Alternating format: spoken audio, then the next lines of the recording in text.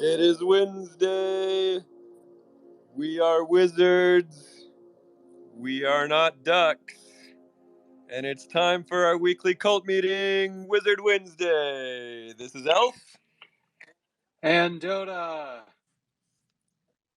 And Bear. And it looks like we have Jitsi up on stage too. What's up, Jitsi? What's up, fam? Not much. It's hot over here in Connecticut. Cobalt. So, NFT NYC is officially over. The Kobold Kool-Aid is gone. The pony is back on the farm. And Gigas Chad is back in the gym. And the Quantum Ouroboros is radiating its divine light across the lands.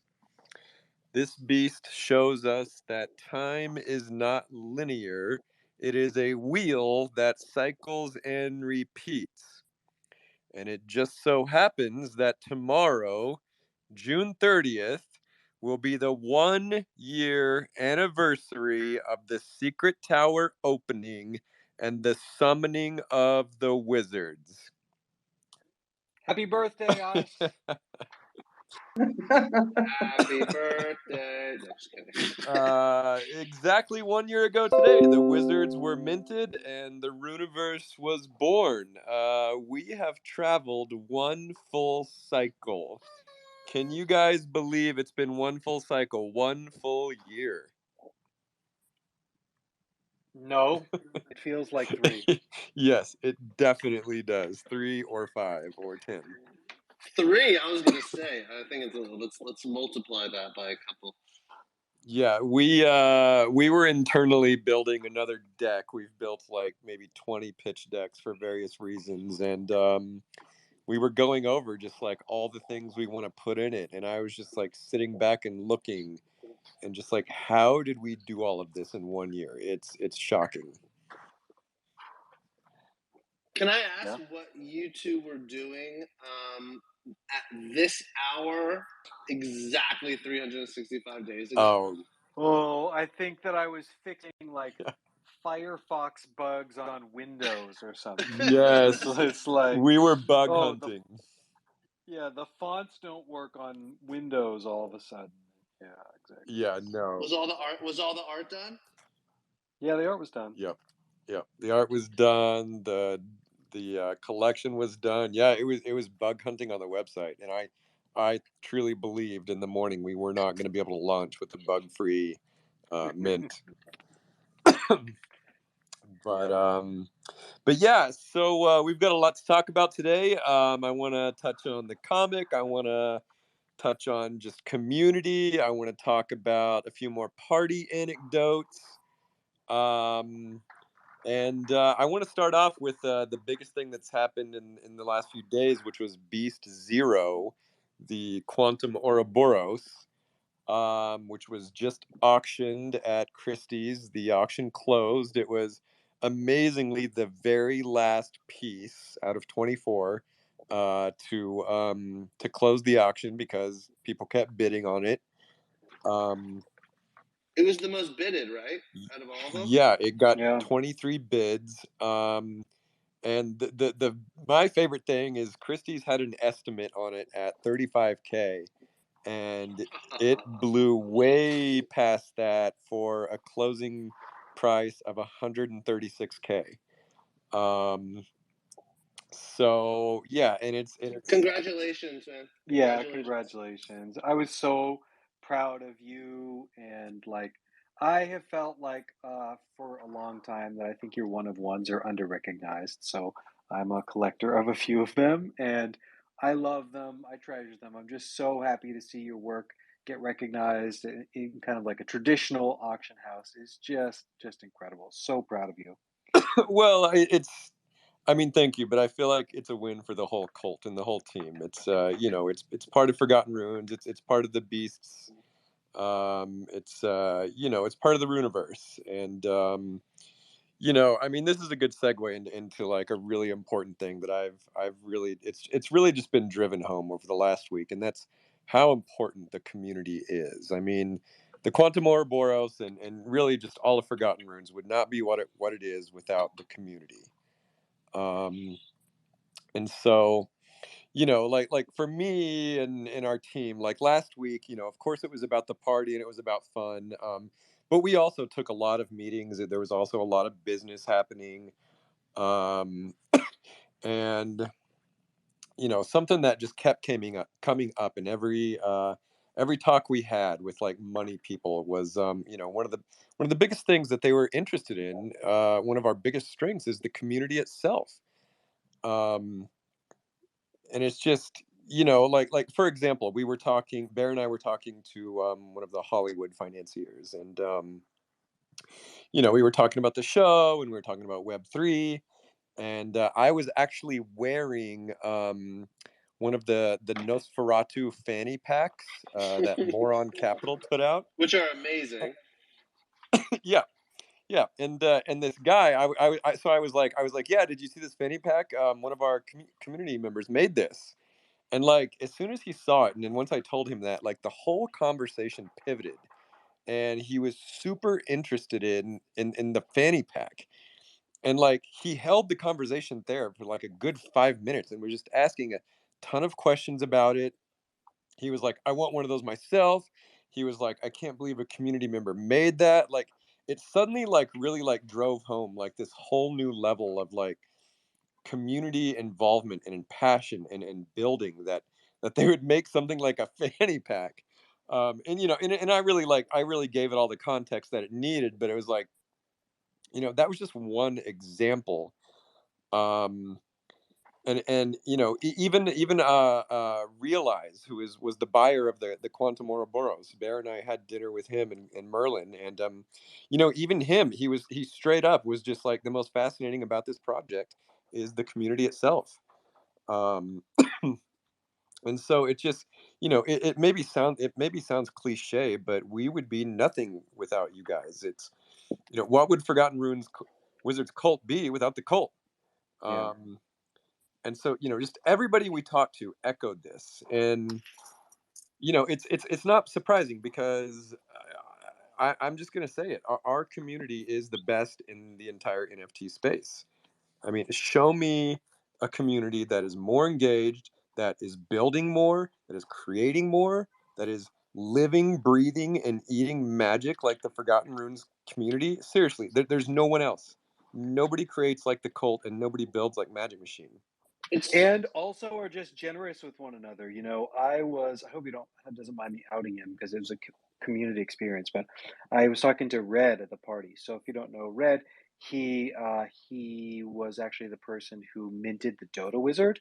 If you're somewhat recent to the cult, you may not know that the Dota Wizard was actually part of the collection. I deliberately left it in, and then someone minted it, and it ended up being Red before he ended up selling it to Dialectic. And uh, he had a terrible hack maybe about, I don't know, a month ago, where he lost several wizards and a lot of other NFTs. And when he came to me at the party, he said, I know you have a lot of people to talk to. I don't want to take up too much of your time, which I didn't mind. I was happy to talk to anyone. And he said, the cult showed up for me. He was like, it was a terrible time for my life. I lost so much worth in terms of NFTs.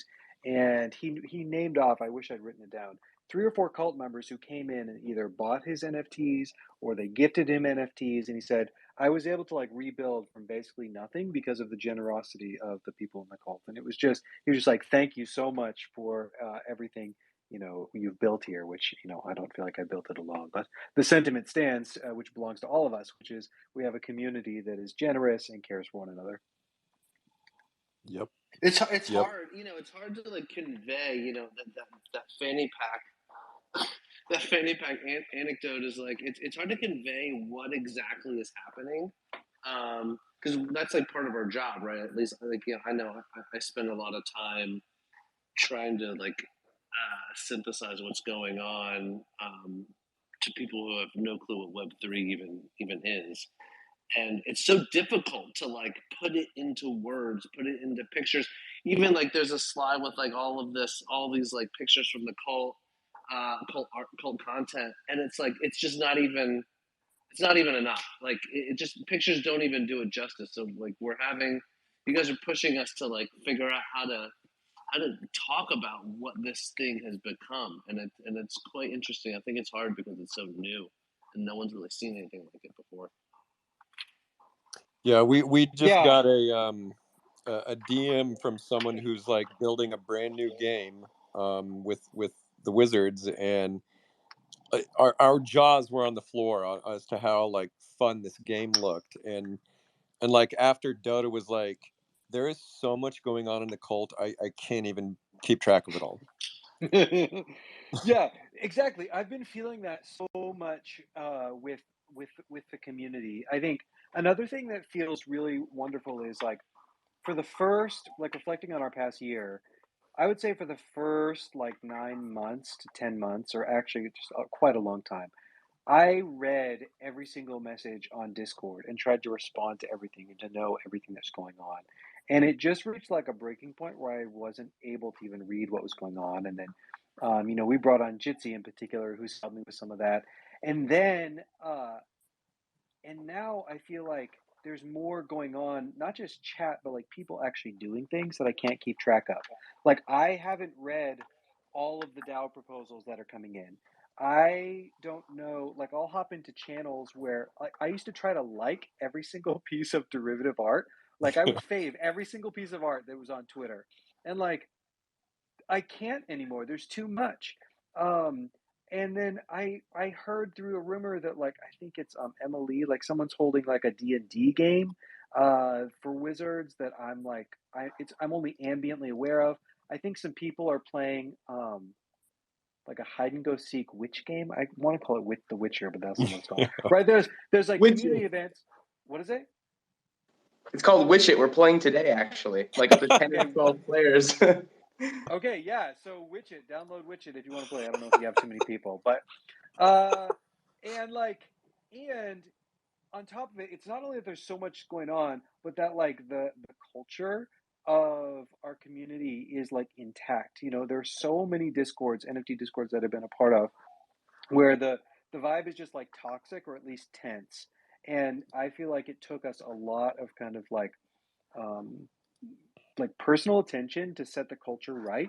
But now we don't have to do that because the community maintains it. So I think, I don't know, just reflecting on the past year, I love what it's become, and that it's like for sure outgrown the three of us, for sure. Yep. I'm not sure if you guys know who Kathy Wood is. She's the like lead at Ark Invest. It's like a fund that builds a portfolio around emergent technology. But one of her keystones in her investing strategy is to go where the developers are, like go where the builders are, because that's where the value is being created. And I think the same applies to NFT communities. Like our community builds, our community develops, our community creates, and that's what's going to get us ahead. Is like the root of like this whole idea of decentralized world building. It's kind of like there's two dimensions to it. There's like the quote fictional Runiverse world, which is not even fictional, but there's like the lore and the art that we're all creating in a decentralized way. But then there's like the franchise itself, like the business, the the business vision of it, and even that's kind of a decentralized building, because you guys are building games, you're making comics, you're making books, you're making animation, you're just like making the universe bigger and bigger every day. So again, the whole point of this is like to say thank you to the community. The cult would not be what it is without the cult. And it's you guys are everything. So and seeing you guys at the party just really like drove that home. It was so fun. Yeah, I'm still recovering. Seriously. Speaking of the party, so there, yeah, I want to just go over a few other anecdotes. And but first, Jitsi actually wrote a blog post. It's on our website, and it's called "A Night of Might and Magic." And when I first saw that title, I was like, "Do we really need might in there?" But then I realized, oh yeah, Gigas Chad body slammed someone, so it was definitely a night of might. But Jitsi, do you want to talk about this blog post? Sure. Yeah, I think it was just really wanting to talk through an experience that was happening and then go through like shit ton of like video and content that we had to kind of hone it down to what was 24 photos, but there's some real gems in there, and I really just wanted people who didn't attend to be able to go step by step what it was like to be there at the front of the door. You get in there and explore, experience the performance. You kind of just like try to state how good the vibes were, I guess, and the energy in the air, which I know can't be told with just through those things. But it was a pleasure making it. This is why I'm here. Yeah, love it. Yep, it's a great post. You know, we did a Wizard Wednesday live from New York 2 days after the party. That was one of the most fun Wizard Wednesdays ever, even though it was only 30 minutes long.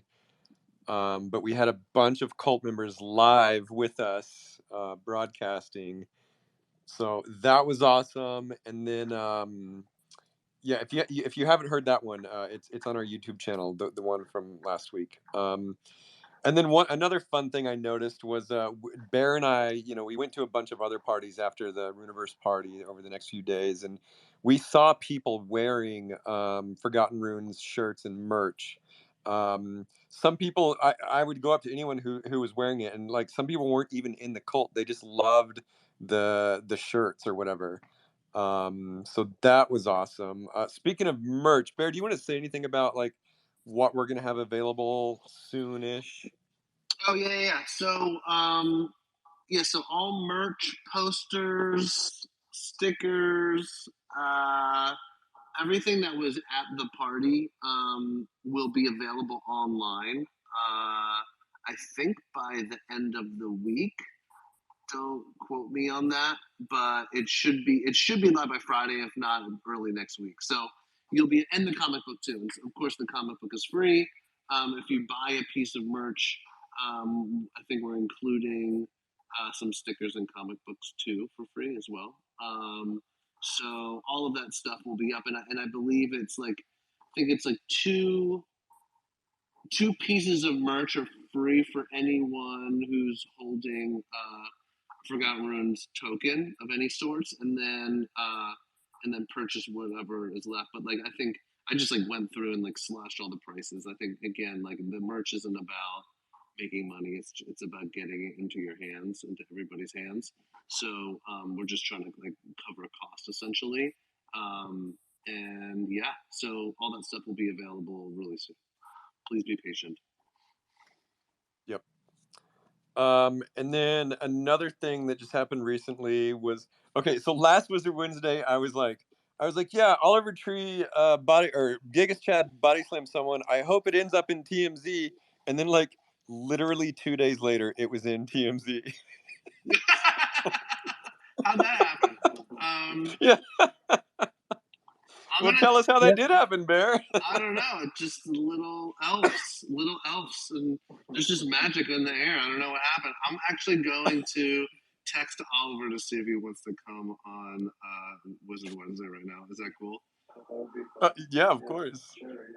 Does anybody know if like TMZ bought that footage or anything? It would be amazing if like a wizard ended up getting a paycheck for for recording it.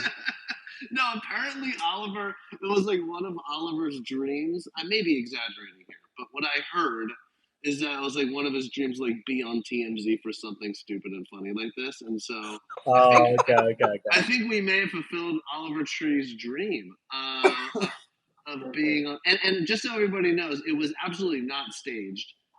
And he also did not punch the guy. I think we talked about it last week. I was like half asleep, I think, on Wizard Wednesday. But yeah, no one was hurt in the Makings TMZ video. Yeah. In fact, I heard the guy who got body slammed later was on the yacht. He was at the yacht party. I think Locke talked to him. I'm not sure, but actually that leads me into my next point, which was probably my biggest regret over the whole NYC thing was I did not make it onto the yacht. I had other engagements that I could not disengage from.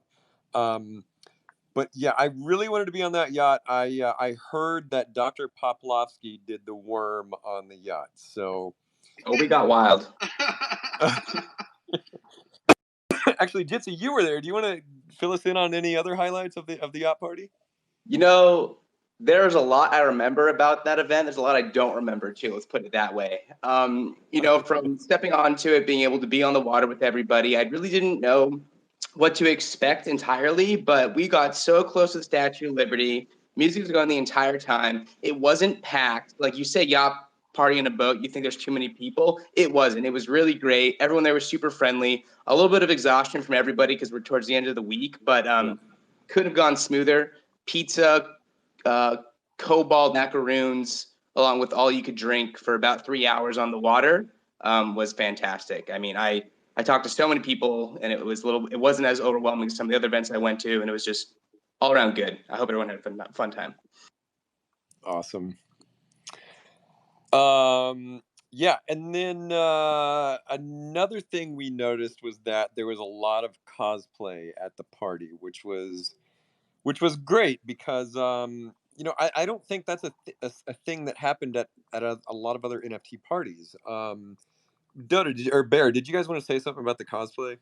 Well, I just love it. Like, I think that we want to make it more like socially acceptable, and also just helping, like, making sure people know that you can dress up when you come to a wizard party.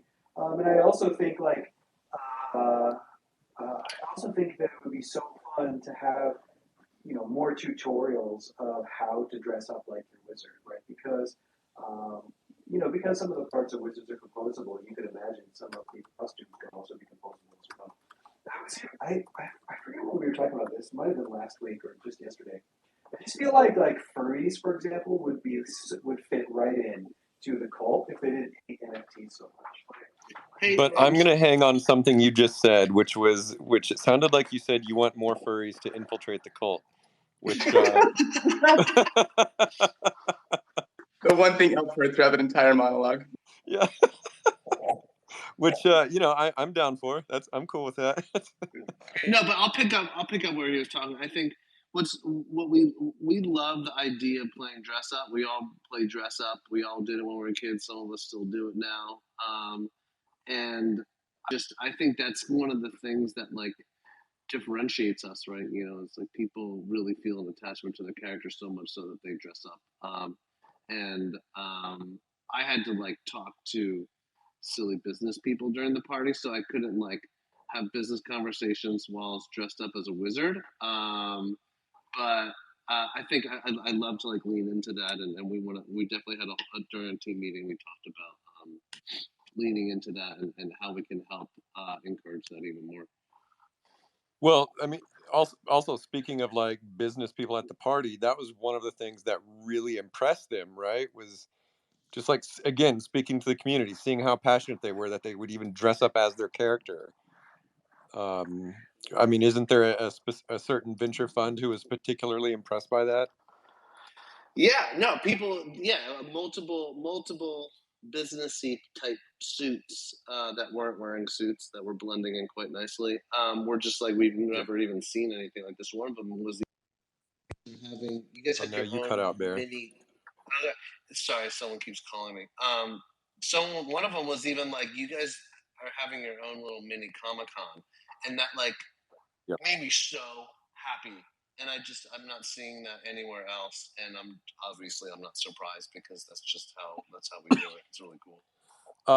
Cool. Yeah, and then just another thing was it's around this idea of like establishing the beasts as like cultural icons. So you know, it's something I've been thinking a lot about. You know, the beast tokens are very special, and like, you know, we're trying to think of like tokenomics and utility to give to these beasts, and we've got a bunch of ideas. But you know, I think another thing about them that sort of goes untalked about, and this really applies to every token, but like the beasts are really starting to show this, which is this idea of like again like of establishing them as like cultural icons. So for example, like the Gigas Chad beast, you know, obviously like Oliver dressed up as the Gigas Chad, and then it ended up in TMZ, and you know that's now part of the Gigas Chad's lore because these IRL things are happening in these like very significant social contexts.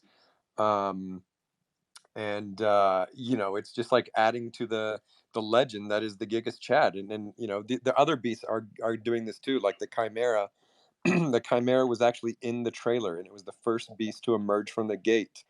The Cockatrice was in issue 0 of the comic. The Kelpie was in that fun ad in the comic. The who am I missing? There's a few others. Hold on, I got it. Oh, okay. And then the Kitsune and the Imp and the Bugbear. So we nothing has happened with those yet, but trust me, we have plans. And yeah, I love what the beasts are becoming. Oh, and then the Quantum Ouroboros. It was in that auction, and it was literally on Times Square. So yeah, I don't know. I just loved seeing the beasts on that wall at the party. And they're all just becoming very legendary. Yeah, I'd love to do Chimera Pup stuffies. My kids have been asking for like stuffies of all the beasts. Yep. Chimera Cub plushies. Yeah, exactly. Or Bugbear plushies. That super cute. Yeah, super cute. Okay, so my thing about furries was that they like. Wait, you're back on the furries? Yeah, I got cut off. They Okay, like go for it. making art about their characters. They are into like sewing and making costumes, doing cosplay, telling narratives, like hanging out in Discord and like Tumblr and like making artwork, right? Like I really don't see why they don't love the cult, right? So if you Yeah. know any furries in your life, you should tell them about the Wizards cult because it just seems like it should work. Dude, the furry community gets a lot of hate, but I think a lot of it's unnecessary. I think furries are pretty awesome. I totally agree. Yeah, I've mentioned before in my circle that there's a lot of fun overlap between NFTs and the furry communities, and like how their communities essentially like they essentially started out as what NFT communities are now, just a bunch of people that are like collecting animal pictures and like creating personas around animal pictures and stuff. And it's like it feels like there should be such a huge overlap, but it's almost as if it's almost as if there's like a feeling of like we're the big dogs in town, and this is our territory. Get off. Yep. Right. Yeah, that's true. Yeah, we're the weird sub cult that's ostracized by the mainstream, not you. Right. Exactly. Give it time. Yeah. Awesome. Yeah. If anyone else has any fun party anecdotes, please come up and share. But yeah, again, the party was just awesome. Well, and speaking of real life events that create lore and cultural icons, retired yield farmer this week instigated a burning of 13 warriors. Oh my God! Yes. What was that? What was that? RYF, I blame you. RYF, come up here and explain yourself. Yeah, what the hell is even going on? So Waz and I are trying to work on a Forgotten Runes wiki, affectionately called Wizipedia, and I put together a little page trying to document the event. But basically, Yield Farmer. Well, I think it started even with C. Mike Draw. C. Mike Draw of Semi Supers fame basically was asking, oh, if I had some money, should you buy Wizards or Warriors? And and Yield Farmer said, Wizards. I'll never forget the Warriors for what they did to our Wizard floor. And then proceeded to burn, I don't know exactly how many RYF did, but like 13 or like 10 I think, on his own, right? He burned 10 straight to the burn address.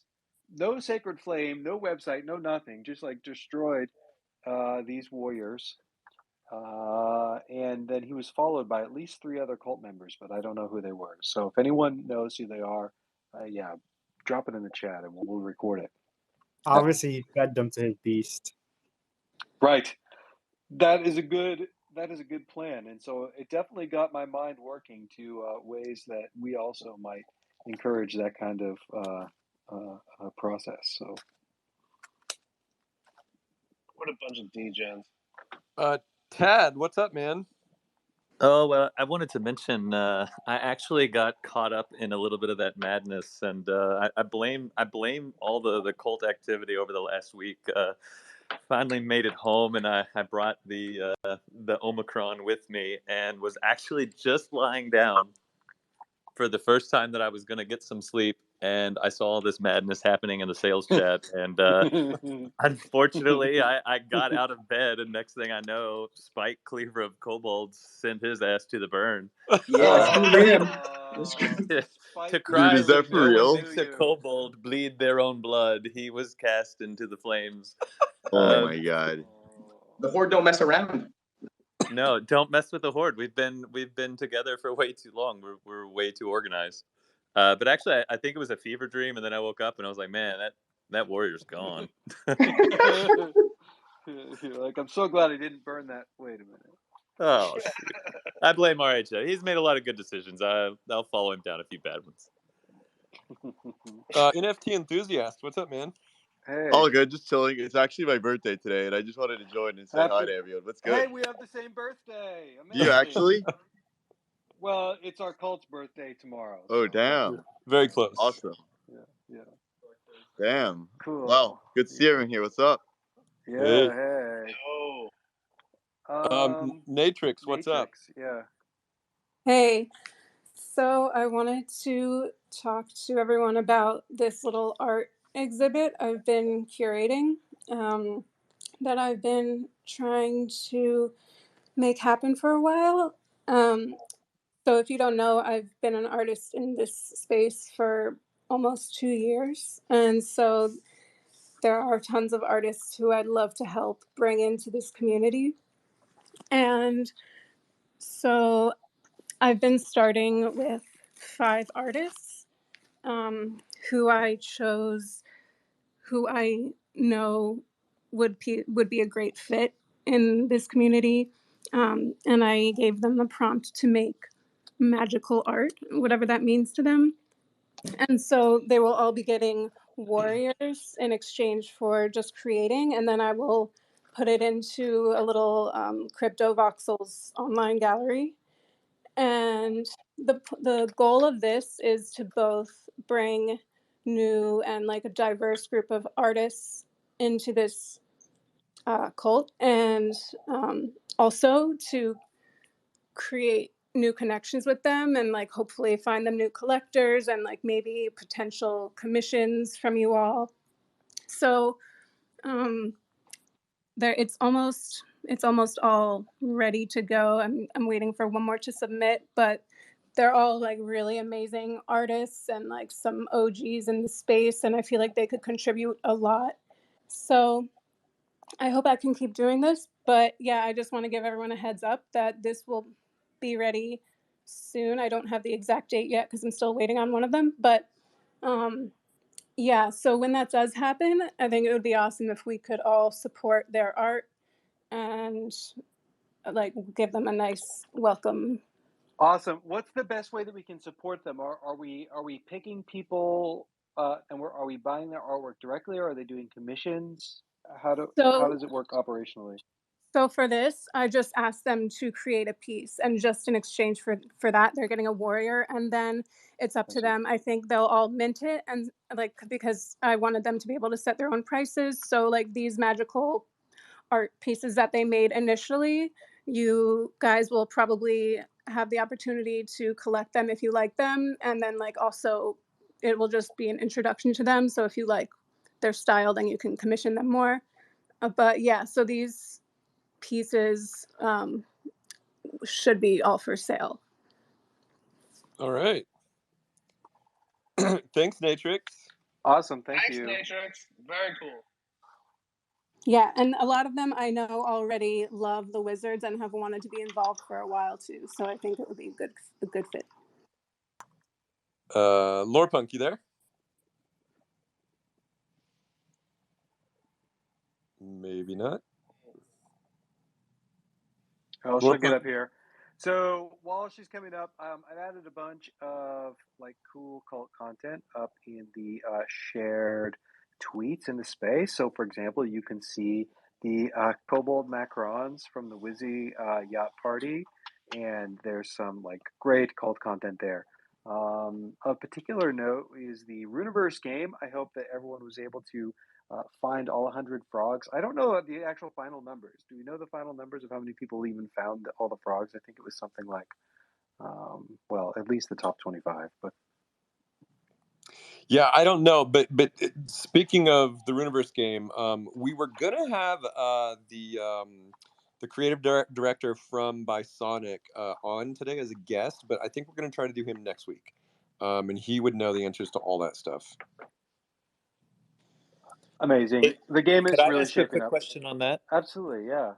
Hey, so a few of us were talking. I was so hectic in New York, I never even got a chance to really log on and walk around. And I would love the chance, whether the frog game is active or not, just to be able to explore the world and walk around the map and take screenshots and just kind of hear the music. Is there any way that we could possibly get the interface live again? That's the same. I was Oh, want to yeah. ask because I didn't have a chance to Tabitha here, hi, to get into the Hi, game maybe for Tabitha. 5 minutes. Then COVID struck and everything. And then the game was turned off again. So I was Oh, wondering if man. we can get a second chance just to walk around. How many people got COVID in NFT NYC? Oh, I right? don't want to know. It's like basically everyone, right?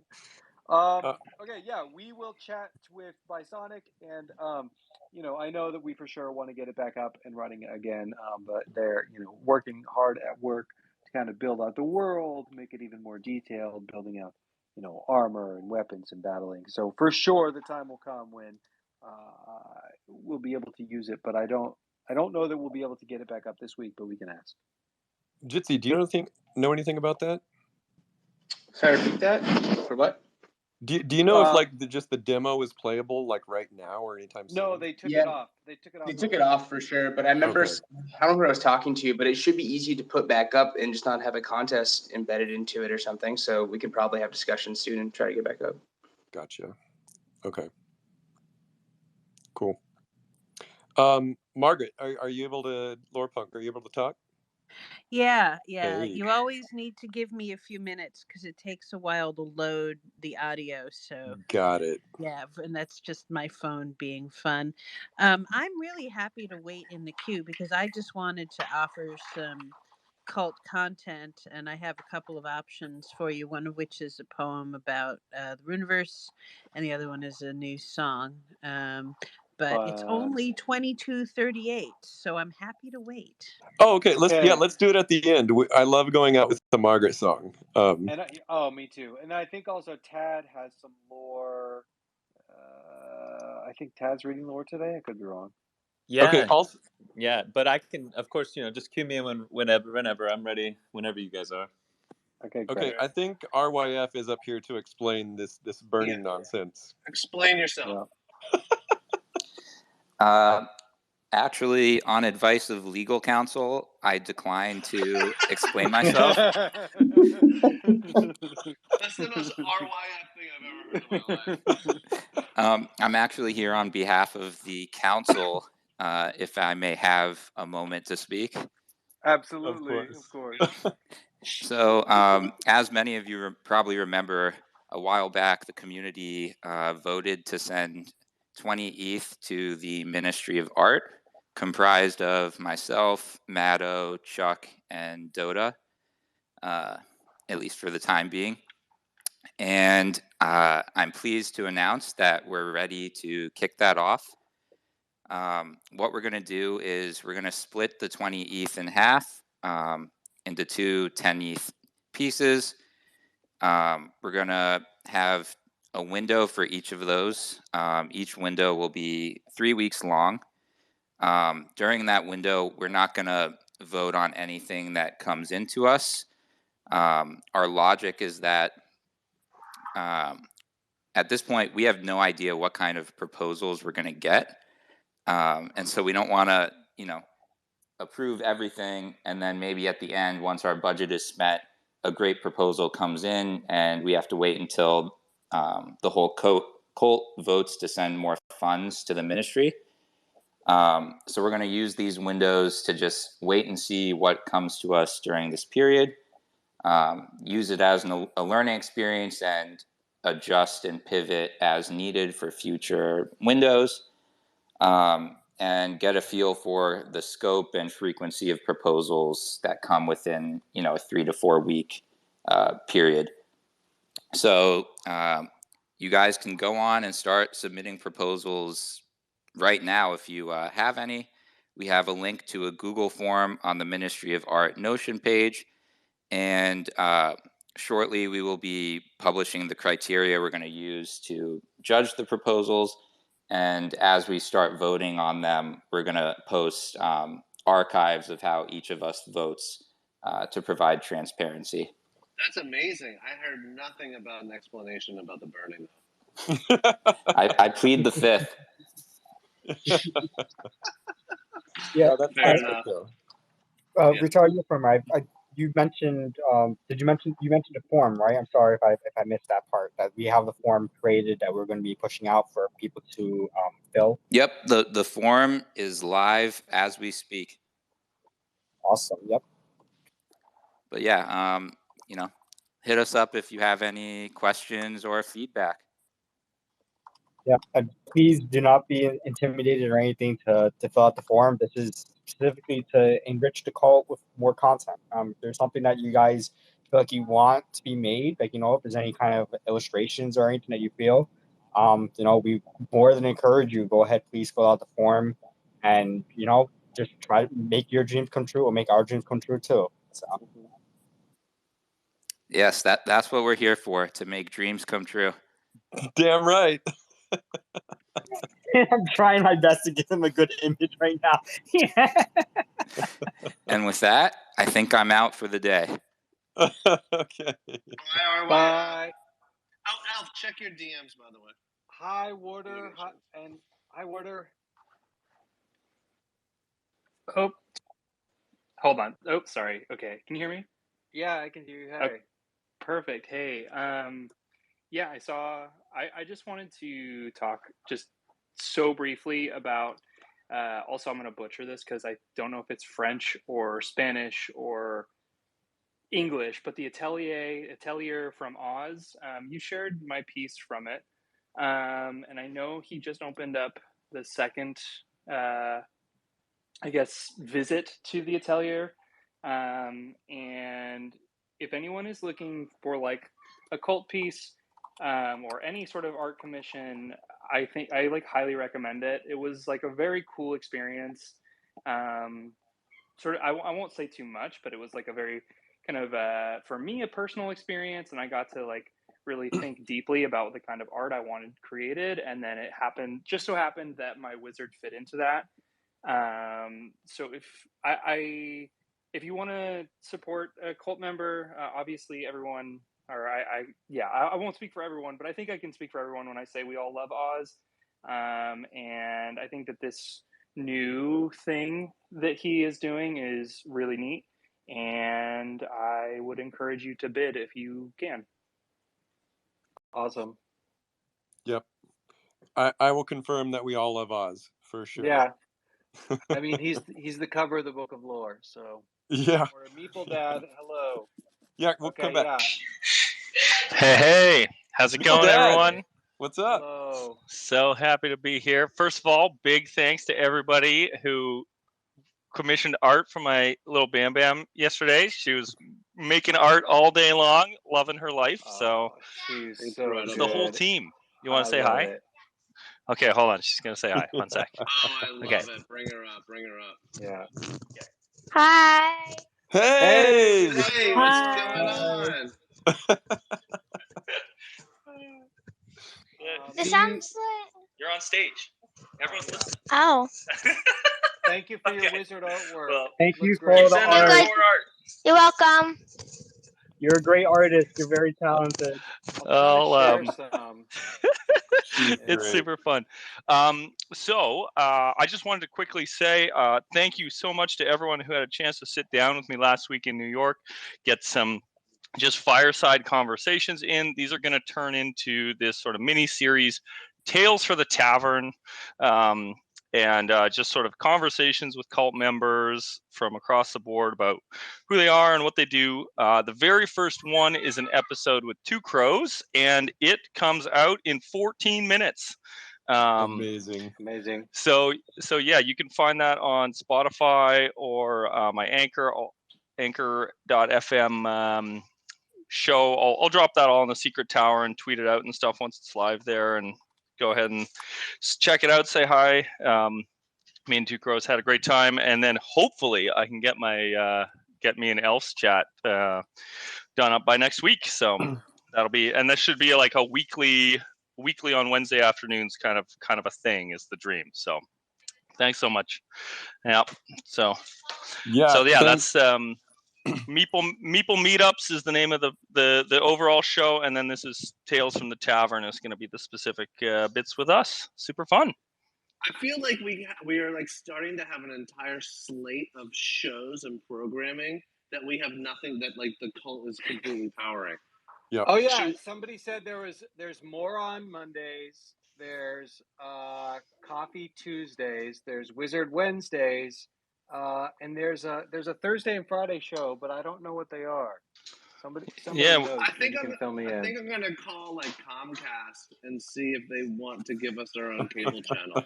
Right. We've got the Thursdays. I'll speak to the Thursdays. Thursdays at 11 Eastern, we're doing the lore shops. Those are the weekly writing workshops. Where starting this week, I'm getting authors and writers of various sorts up to join us to share some, because I had like a solid 3 weeks worth of wisdom to share about writing, but I'm tapped out. I got nothing left. So I'm going to get some real professionals up here to share from now on. It's going to be a hoot. Amazing. So yeah, join us Thursday mornings for that. Okay, Thanks, that everybody. sounds great. Yeah, thank you. Awesome. Hey, I wanted to know, do we know if Realize is up here? Or is he in the spaces? Yeah, Realize if you're here, request to come up. Can I also comment on the warrior burning? Absolutely. Wasn't it always inevitable that warriors would die? I mean, isn't that the point? Yeah, I mean, the wizards are immortal, but I'm not so sure about warriors. I really don't know. I think it's inevitable that a lot more are going to die. That's all. That was ominous. I believe you. That was really ominous. It's just inevitable. Wait, Alf, will you do me a favor, and will you pin one of my favorite things I saw on Twitter this week was you taking a picture of your Christie's auction piece at Times Square. I wanted everybody to see that. I was really happy. Oh well, I don't know if I can do it right now. I'll do it. Okay, cool. But yeah, it is pretty. It is a pretty handsome picture. I agree with you, Bear. Oh, I was talking about the art, not your face. Oh, okay. You're cute too, though. That's you're cute. I heard work of art, and I immediately thought of my face. Okay. Speaking of works of art, there's been a lot of other really great cult content. That Dirty Wizard RYF, he's still working on this amazing looking comic, which we know nothing about. But he shared a page, an uncolored, it's black and white page. It just looks incredible.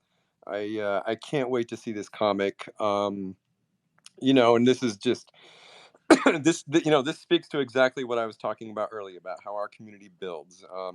We at Magic Machine, we put out a comic, but RYF is like building a whole comic by himself. I can't wait to see this thing. And if you're out there and you've got a comic idea, propose it. The DAO might fund it. I would love to see an entire series of comics all created by community members. I don't think a comic is necessarily super expensive. It's something that just about anyone could probably do. So I would love to see more of that. Okay, hold on. Let's see if Tom can speak now. Well, and I can't wait to see the manga that RYF is putting together. I would buy a whole shelf of those. Yeah, it's gorgeous. Tom, can you talk now? Yeah, can you all hear me?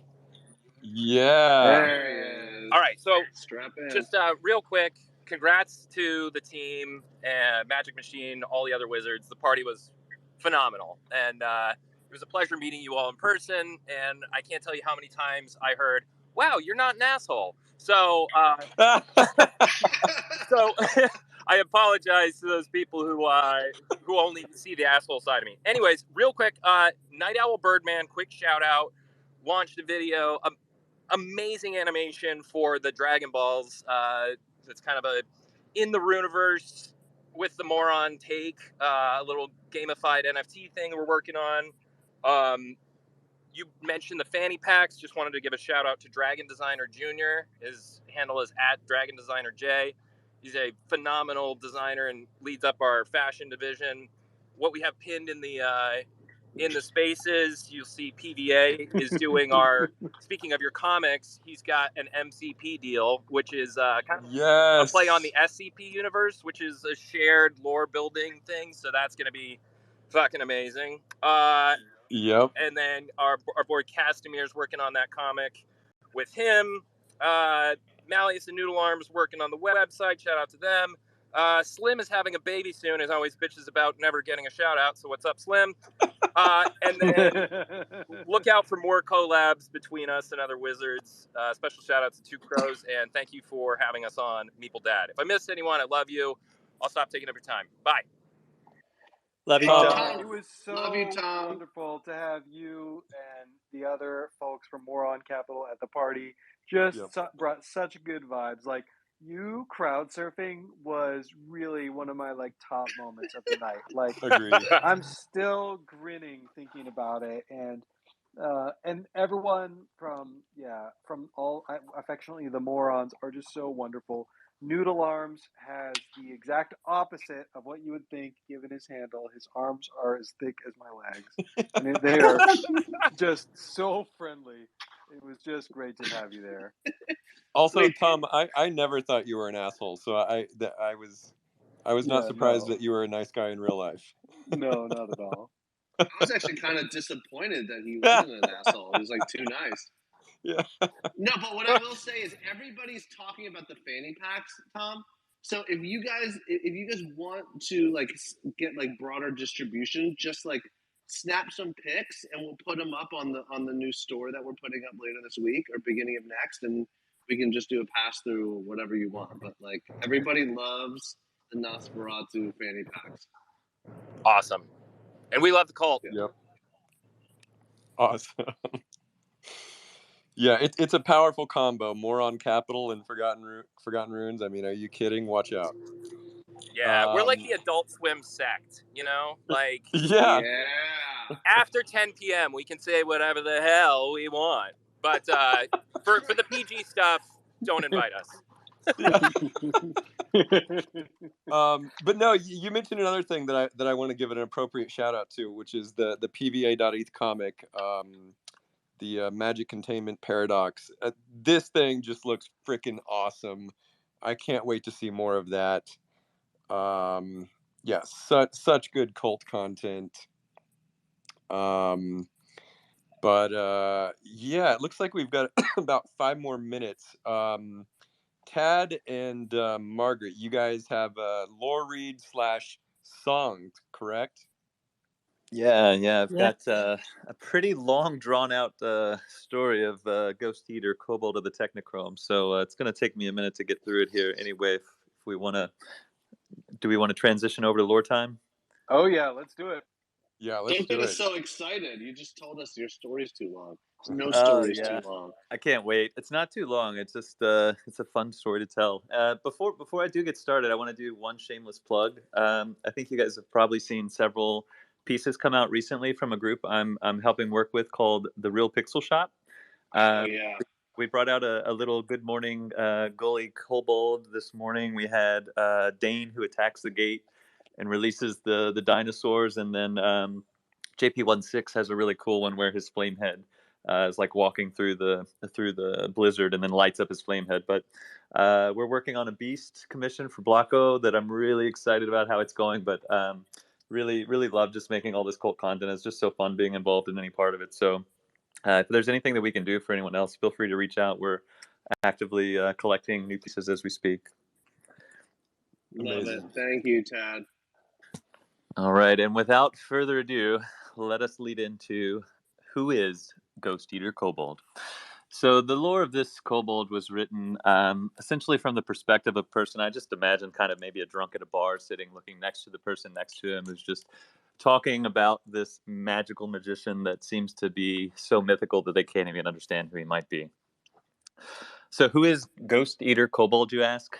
Ghost Eater Kobold of the Technochrome and his faithful Scramps have had so many adventures, the distinction between myth, legend, and reality has become very difficult to determine. There are so many slightly incomprehensible qualities to Ghost Eater that one could almost imagine some truth to the tales often recited, but surely they cannot all be true. There's disagreement even to the age and origins of the legendary kobold. None seem to be able to recall a time without him wandering the Runiverse. The oldest stories recall a clever kobold with a heart so pure that one day while wandering after a butterfly near the Carnival Pass, he found he had somehow crossed over the border into the land of the Fae. After navigating a landscape full of unknown dangers, skirmishes with the locals, and a near roasting at the hands of the scorned love interest, Ghost Eater is said to have been given safe haven deep within the Fae by none other than my friend, Sorcerer Elias of the Fae. It was through Elias that Ghost Eater learned there were two others of the Runiverse who had also searched for a way home. Refreshed from his respite and strengthened by Elias' incredibly powerful blessing of the Purple Haze, Ghost Eater set off to track down those two fellow citizens of the Runiverse. He finds two wizards whose minds are so encumbered with so much latent Fae magic they can barely remember their ruins, and incredibly, they have been trapped in the Fae for so long they have forgotten even their names. The layers of magic are so thick in their minds, the sad truth is confirmed that their names have been lost to their magical affliction and time. They call one another only number 6250, Cosmic Mage of the Brambles, and number 6954, Alchemist of the Cosmos. They share with Ghost Eater little of their adventures, only making absurd claims of having shared hundreds and hundreds of campfires during their search for a path home. The two are clearly not fully sane, but they do not appear aggressive or dangerous to Ghost Eater. They agree to together find a way home, and the two seem willing to take any chance, regardless of the risk. The presence of Ghost Eater and his continued protective aura of the Purple Haze seem to slowly dissolve the bonds over the minds of these two weary wizards. Over the next week and months, Ghost Eater grounded them to reality and reminded them of the ruins and what they all once knew of the Runiverse. The nameless wizards repay the kindness by sharing several of the more easily mastered incantations and illusions they developed during their time traveling a landscape filled with magic. With a new sense of purpose and a growing trust, the trio returned to Elias in search of finally finding a way home. As they approached his home, Elias was waiting on them and eager to shuffle them inside. Much to do, much to plan, no time to waste. It seems Elias was well aware of their hope of returning home and had already considered several options for our travelers. Unfortunately, of the options laid out by Elias that could provide a return to the Runiverse, all seemed to have slim chances of success, with several of them ending in an untimely demise if unsuccessful. It was after hours of growing despair and discarded suggestions that the trio elect to seek out the power of an artifact held in the lair of the Gorgons. Elias was certain a hero had once fallen to their power and been petrified to stone. However, protected well in a magic bag of holding, this hero held a key of the seventh realm. On the way out, Elias speaks and says to them, as elusive as the scent of the one-day spring flowers and perhaps as significant as the flush upon the cheek of a lover shunned, the timing for withdrawal and the search for true succor is scant found whence not exhaustively and actively looked for. To blank stares, he continued, that means you can leave. Fare thee well. What I'm saying, dear Kobold, is you have to get out, now! And so they left. The Gorgons, of course, detected the group upon arrival. They were met with immediate blasts of magic and power stronger than any of them had ever faced. Without the steadily glowing pulse of Elias' protective purple haze, the journey would have quickly ended with their quick deaths. However, some distracting illusions and a bit of luck, the trio manages to escape and hide themselves in the rubble. A plan is quickly formed to use a potent potion of nightshade provided by the Alchemist of the Cosmos to taint the water jugs found within the home of the Gorgons. After an exhausting and hot afternoon of flinging magic at wary wizards, the Gorgons were finally ready for a break and some refreshments. 2 of the 3 sisters take mighty gulps of the water after searching in the hot sun for the well-hidden wizards. In short moments, the belladonna alkaloids in the water begin to enlarge the pupils of the Gorgons, resulting in extreme light sensitivity and a severe pounding migraine. Feeling disoriented and dizzy, the 2 stumble into their chambers to sleep off the mysterious affliction. The 2 older sisters continue to shriek their agony, tossing and turning before finally demanding their youngest sister, Medusa, protect them while they enter a magical slumber to counter the magical poison. With the odds now 3-1 in the wizard's favor, they spring into action. A series of illusionary copies of the wizards confuse and annoy Medusa as she destroys them one by one. In the ensuing chaos, the real Ghost Eater manages to retrieve a glowing sword from a pile of discarded artifacts and position himself directly behind the dangerous Medusa. With one swipe of the sword, he cleanly decapitates the head with hair of writhing serpents and kicks it into a corner. Exhausted, but apparently out of danger, the team searches the surrounding area and locates a statue matching Elias's description of the unfortunate holder of the key. Dangling from a belt turned stone, there is a bag hanging, in stark contrast to the field of statues that serve as both grave marker and final resting place. The bag seems to be almost alive. Softer than velvet, a shade of violet so deep as to be almost black, the bag is tied closed with a cord of sparkling golden threads. Reaching his hand inside the bag, Ghost Eater finds a space much larger than expected, and soon is up to his elbow, his shoulder, and eventually summons some light and bravely sticks his head inside the bag. Inside, he finds a wonder. An entire vault lies within the confines of this bag, as though the dimensions themselves have somehow folded into this wondrous container. Inside, the vault pulses with a soft light, and though mostly empty, it contains piles of gold and jewels in an amount far larger than Ghost Eater had ever imagined. Placed on a podium in a place of honor, Ghost Eater finds the key to the 7th realm. Careful to wrap the key in cloth, Ghost Eater returns from the bag of holding and into the Fae. Finally, having secured a way home, the group quickly adds the head of Medusa to the treasures of the vault and make haste before the poisoned Gorgons wake to discover the fate of their youngest sister. Amazed, the adventurers have returned alive, and with the key, Elias now reveals to our travelers the story of the Holy Arcanist, he who commands a singularity and refracts it through a simple chroma crystal to birth the creation of limitless nothing. The Holy Arcanist has the potential to create any number of realities from infinite threads, including one that would return them to their home. Cosmic Mage, Elias, and Alchemist see Ghost Eater grasp the key firmly in his right hand, flashes bright with light, becomes transparent and fades into nothing, and in an instant reappears in a burst of color. At least this is how it was observed within the realm of the Fae. For Ghost Eater, using the key to the 7th realm to travel among space, time, and the very fabric of reality, it seemed as though he traveled on and on and on, until time itself no longer had meaning. Finally, ahead of the darkness was split with an incredible pure light and a prismatic burst of color, far more beautiful than anything a kobold had ever witnessed. Ghost Eater begins to weep with the beauty and can feel he is in the presence of immense power. Able to sense the truest self of all beings, the Holy Arcanist could see the goodness in Ghost Eater, his quest, and the Holy Arcanist blessed him that day. The purity of his kobold heart and knowledge gained during his adventures through the Fae were said to move even an ancient being of unfathomable power. After agreeing to aid the Holy Arcanist in achieving his infinite goals with an unbreakable oath, Ghost Eater was given some powerful gifts to aid him on his journey. The first gift was a familiar so rarely seen today to be legend itself. A true friend, companion, and defender of good, Scramps joined forces forever with Ghost Eater with a familiar soul bond. The second was the most splendidly covered garment mortal eyes have ever seen. It is unknown what material makes up the suit, but rumors in the Fae are that the fabric is light itself, bending into an infinite prism and protecting Ghost Eater on his journey. As a third gift, he later discovered in his bag of infinite holding, the gruesome Medusa head had been desiccated and shrunken. frozen into position, becoming a gruesome reminder of his journey through the Fae. He also happily noted the remainder of the treasure secure, and happily kept the bag tucked in a cord within his rainbow suit.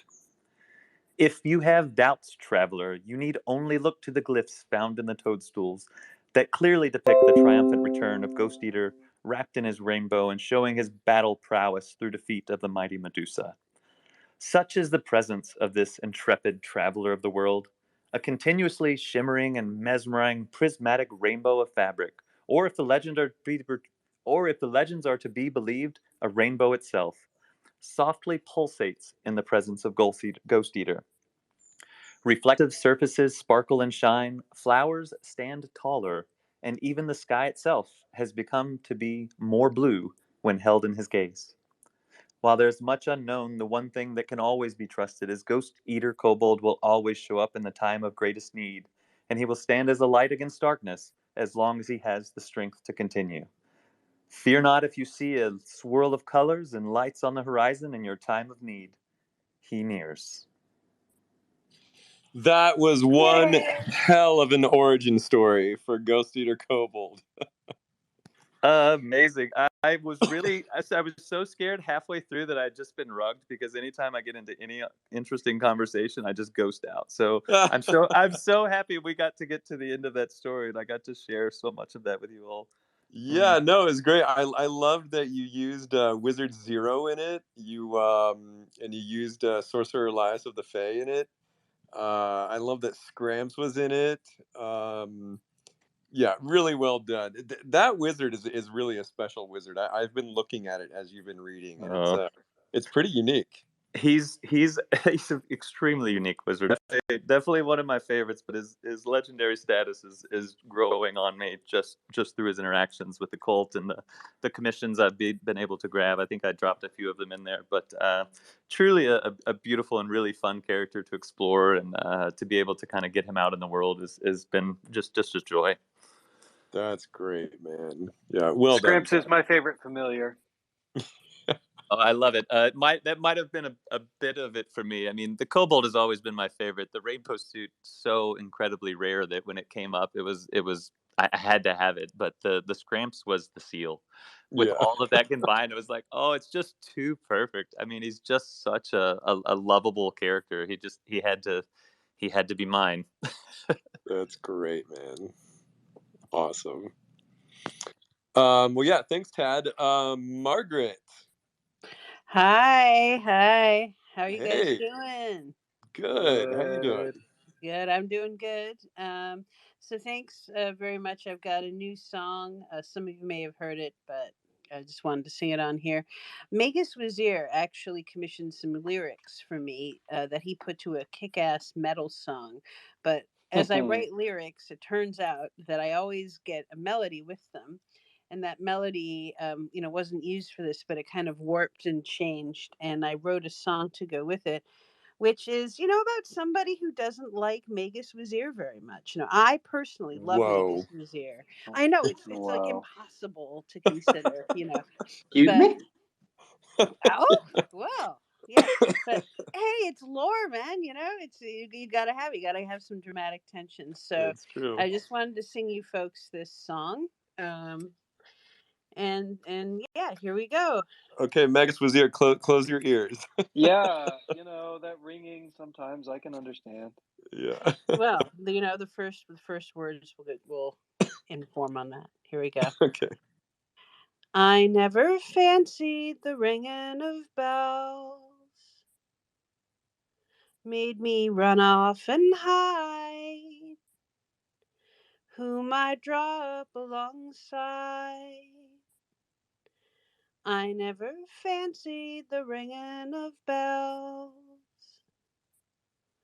all remembered in prayer. Somehow they're lost to the air. Turn on, signal reading clear and strong. Everything I did so wrong.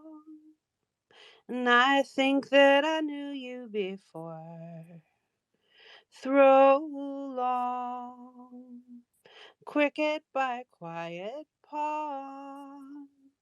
Somehow I will carry on with the scars that we all gained in war. Open up the empty rooms and cast out all the spiders. If you want to tag along, we'll set your vision higher. I'm at home in the dark, and I'm wanting a spark to hold fast and decide. Can't see who is there, but I'm lost in a prayer. Oh, nowhere left for me to hide. I didn't know that you had arrived. Were you signaling code? Oh, will I stand up to the load? Took on all who remain and survive.